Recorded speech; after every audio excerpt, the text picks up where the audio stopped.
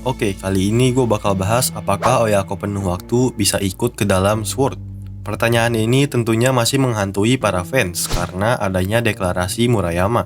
Peringatan buat kalian yang nonton, video ini berpotensi bisa menjadi spoiler dari plot cerita film X-Cross nanti.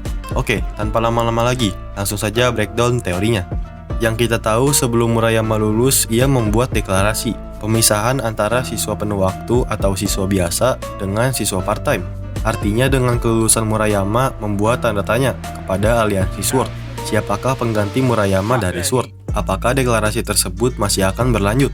Untuk saat ini pengganti Murayama bisa jadi adalah Nakabayashi alias satu dari trio Naka.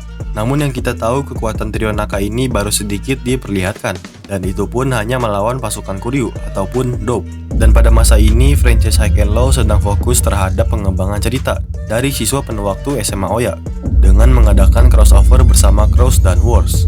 Untuk saat ini Sword sama sekali belum dimunculkan, karena jika ingin Sword muncul seharusnya ada SMA Oya-nya.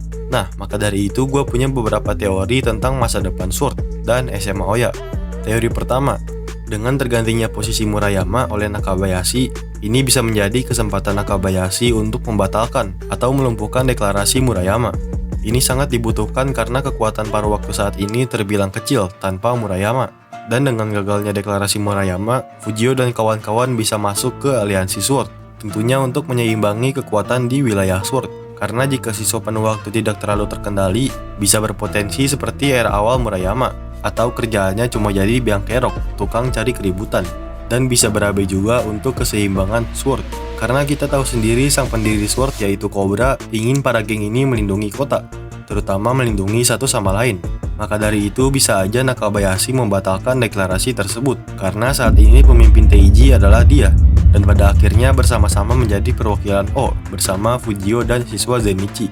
Teori kedua adalah diajaknya siswa Zenitsu oleh Cobra. Yang kita tahu di series The Story of Sword, lebih tepatnya episode 9 dan 10, Cobra tidak ingin kelima geng besar ini saling menjatuhkan satu sama lain. Yang ada ujung-ujungnya mereka hancur semua. Di sisi lain ada Kuryu dan Changson yang ingin merebut wilayah Sword untuk keperluan masing-masing dari kelompok mafia tersebut. Maka dari itu, daripada saling menjatuhkan lebih baik bersatu. Cobra pun gak ingin ada rantai kebencian di antara geng. Tentunya jika Cobra minta, deklarasi Murayama mau gak mau harus dipatahkan. Jika Fujio sebagai pemimpin, tentunya dia akan selalu dapat arahan dan bimbingan dari Cobra. Apalagi untuk generasi berikutnya dari Fujio. Karena kita tahu sendiri, Oyako sangat dibutuhkan di Sword agar bisa mengimbangi jumlah dari para penjahat di kota itu. Tetapi itu kembali lagi kepada Cobra. Apakah dia berani melibatkan anak sekolah yang masih muda? Pasti. Dengan dipersiapkannya Oyako sedari High and Low The Wars, maka pastinya nggak masalah. Karena lawan siswa Zenitsu adalah sekolah lain juga.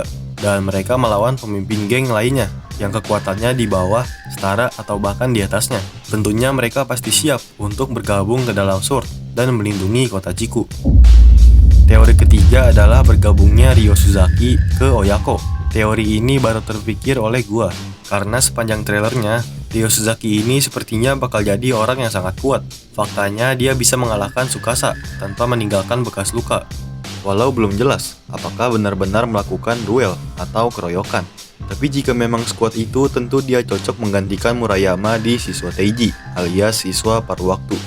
Yang kita tahu, Tsukasa termasuk 4 pilar besar siswa penuh waktu, alias Zenitsu, selain Fujio, Todoroki, dan Yasushi.